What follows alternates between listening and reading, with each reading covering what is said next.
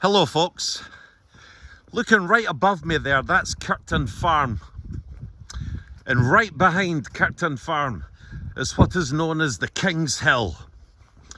And the reason it got its name through legend is that Robert the Bruce was out hunting there with his close friend William St. Clair of Rosslyn, which is only a few miles away, and allegedly William St. Clair laid a bet that his two lurchers would nail a deer before it crossed the water.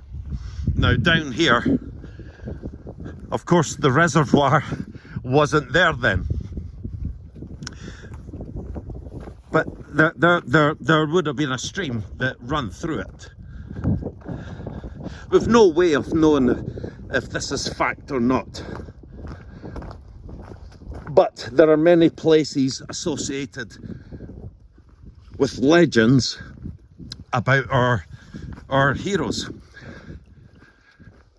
Maybe they were up in that hill. It seems feasible that they would come into the Pentlands and surrounding areas hunting. Bruce loved to hunt. They all loved to hunt back then. Hunting with birds was also a great love and hobby. We have to use our imaginations quite a bit when we delve back into the 14th and 13th centuries. But you know, maybe they're all the King's Hills about here. That's maybe just one folk tale that got passed down between servants, people who were there at the time. Hills don't change. So the hill, apart from the trees there, who knows, would have looked very much the same. And as these stories get lost in the midst of time, we have a lot of facts that we know of about the times of King Robert the Bruce and his exploits. And it seems to me, I mean, he died in his early 50s, but it appears that he lived a very rich life, even although the life of an outlaw, which was part of his life, is no picnic. You know, it's a life of great hardship, and one that proved very expensive to his cost in losing his friends and members of his family. It was a time of war. He was brought up in that time of war, and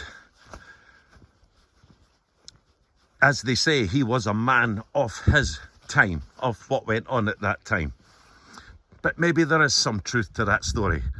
And if you use your imagination, William St. Clair and Bruce would have sat up there with their comrades, loving a bit of sport, spotting this deer, sending their lurchers down here after the deer, cheering them on.